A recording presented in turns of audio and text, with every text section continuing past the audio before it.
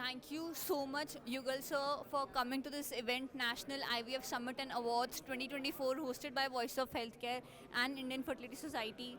So, we all know that it has been powered by IAS Medicare Art Bank. So, I would like to know your views about this event.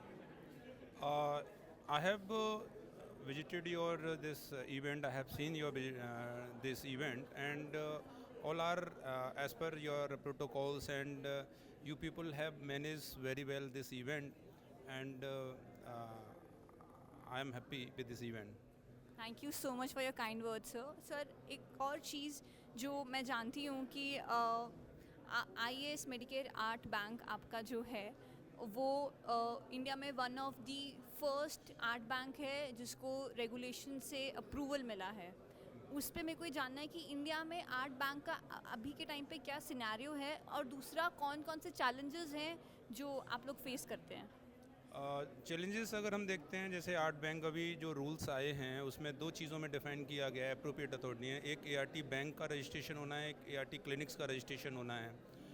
तो अब जो ART bank को responsibility दी हुई है, that is for screening of the donors and to keep record for 18 year of the donors and to provide donors to the IVF center after screening, after counseling, after registration with UHID. And there is a one law that donor cannot be repeated. But what I have seen that there is no any as such platform made by any government authority कि हम उस पर अपना जो donors का record डालें और donor कहीं अगर दूसरे किसी ART बैंक के थ्रू जाए तो वो स्टॉप किया जा सके, क्योंकि ऐसा कुछ एक जगह प्लेटफॉर्म नहीं बना, एक जगह कहीं रजिस्ट्रेशन नहीं किया हुआ डोनर्स का। But in our case IAS Medicare ART bank हमने अपना ऐप बनाया हुआ है जो कि ऐप स्टोर पे भी अवेलेबल है और प्ले स्टोर पे भी अवेलेबल है।